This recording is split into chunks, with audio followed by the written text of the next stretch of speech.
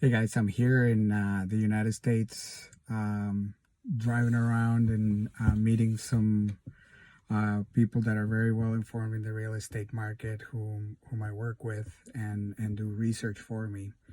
And I'm noticing something that we've been researching for some time that had to check for ourselves, and I think it's worthwhile sharing with you because in particular, the people I'm going to send this video to have told me that they are looking to, at some point soon, make a real estate investment. So, what we are finding here in the United States is that the numbers that are being reported in the media and what macroeconomics are doing and concluding as a result is not really founded with very precise data. There is it seems here in the United States, and I'm not a real estate expert per se, but since 2020 there was a huge amount of money coming into real estate investments, and all these construction companies and home builders started making this high-end luxurious housing, which is basically $1 million plus, 800,000 and up here. And many of those are not selling because the interest rates went up a lot faster than they expected. A lot of these projects take time to close. It's not like they could have just turned off the faucet and be done, and they were funded.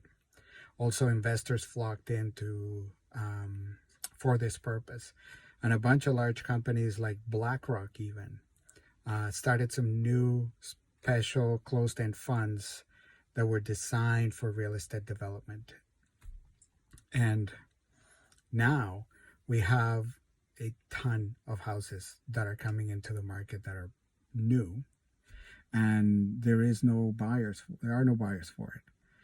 So the reason why this is not going up in the numbers is, and the reason why I haven't invested in real estate in some time, and the more I research, the less interested I am from a market perspective in these companies that are builders or the mass renters, is because a lot of the data that comes into the media or that comes into me that is fed is it's not actual information, it's survey data. And this survey data can be managed.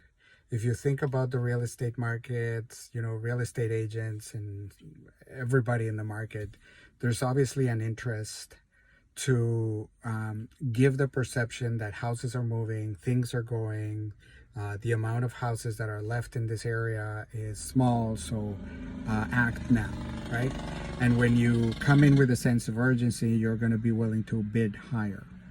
If I come in and tell you, well, there's 1,000 homes of which only we've sold about 40, but we'd be delighted to have you move in with us, that's just not going to have the same appeal.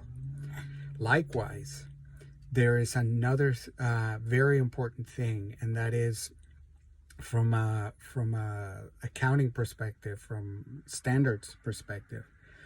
Whenever you hold a high number of real estate properties as a fund, you have to constantly or regularly reprice those assets to reflect the true value of it, just in case a new investor is coming in.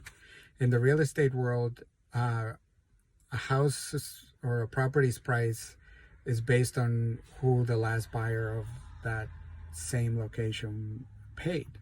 And if you have to reprice a large number of properties because you haven't been able to sell them, you have to reprice your entire fund. And that can trigger some concerns, that can have people sell in panic, that can have some of the investment pension funds have to pull their money out. Nobody wants to do that. So for those reasons, there is no appetite for having share bad news.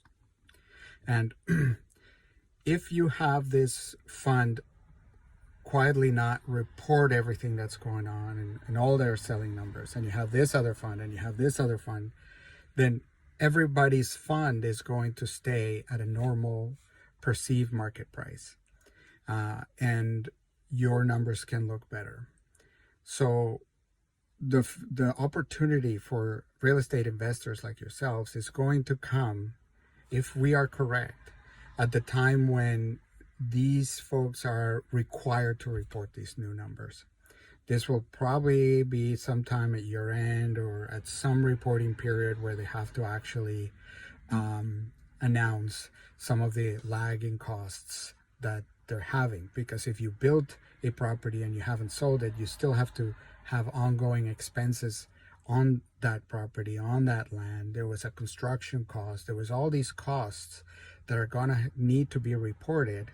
And you're going to have to show that there's no income against that. You haven't been able to sell it yet. So it's an ongoing depreciation of your balance sheet. And very much like it happens where everybody's kind of quietly not unwilling to report their numbers, once one of them reports, it's very likely that they're all going to have to report, because you don't want to be the last one reporting it, because every time you report, you're going to have to reprice on the way down. So as soon as the reporting period comes in, you report, my sales are slower than expected. I have this many properties available for sale and I'm looking to sell, and all of them will flood in. And that will cause a correction in real estate properties and an opportunity to buy. Likewise, obviously nobody wants to carry stock that is unsold.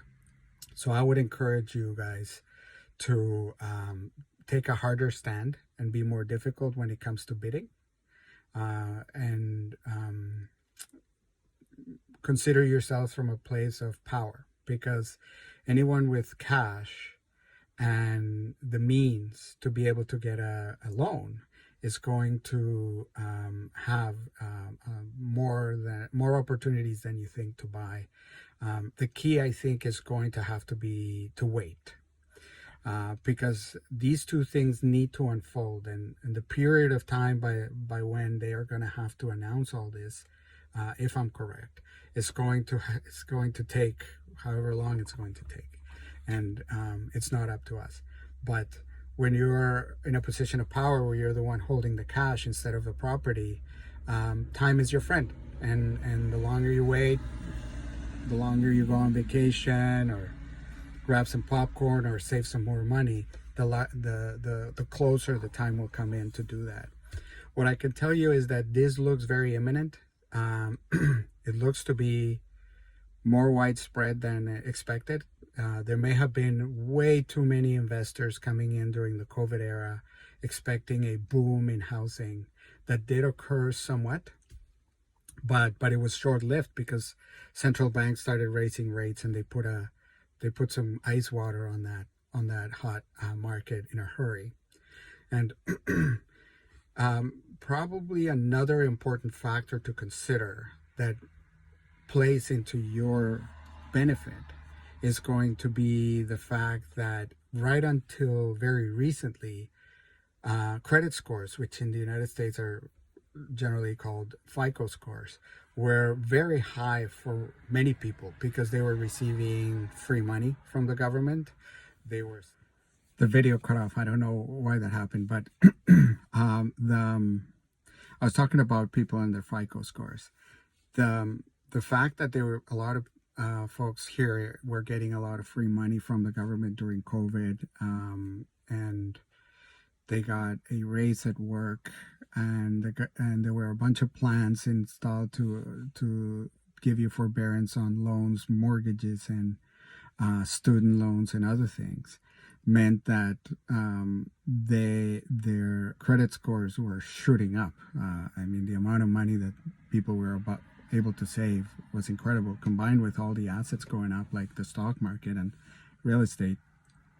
Everybody's perceived wealth was quite a bit higher. So now we're looking at a complete reversal. All these programs are stopping. The interest rates and loan rates are going higher, so you're going to have to start repaying your loans, but at a higher rate. And on top of that, all those forbearances are stopping. So people are going to have to start paying back soon. And all this comes in just as rates are getting higher. just as things are getting tougher and a bunch of folks are losing their jobs. So credit scores and the ability of people to get a mortgage for such a higher rate is going to get a lot harder than perhaps the models were showing just a couple of years ago. So there are a few pressures that are coming into the real estate market, and there's a buildup on inventory of new homes already. My suggestion to you is don't rush, because the probability of having a housing market event is quite a bit higher than it was before. And a bigger opportunity might come in where you will be picking something up for distressed prices. When exactly, I don't know. What exactly the discount is going to be, I don't know either. It'll be up to you to find out what exactly it is. What I can tell you is that the difference between this time and 08 is that in 08 it was related a lot with subprime borrowers, which are lower income folks who were getting into way more debt than they should have, because the banks were just not checking who was borrowing and how credit worthy they were in a responsible manner. That's not going to be the case. Now it's going to be higher income folks that are just way over their skis and are not able to hold it. So, and the amount of houses that were built by builders that were specifically tailored to higher income, and by higher income, it's not necessarily, rich people. I mean, but houses that are perhaps, viable for you guys, that could be an opportunity to have a beautiful home for that you didn't expect here somewhere in the United States that you enjoy, and for a great price. So I hope the opportunity comes, because I know you guys are looking, and I hope it works out really well.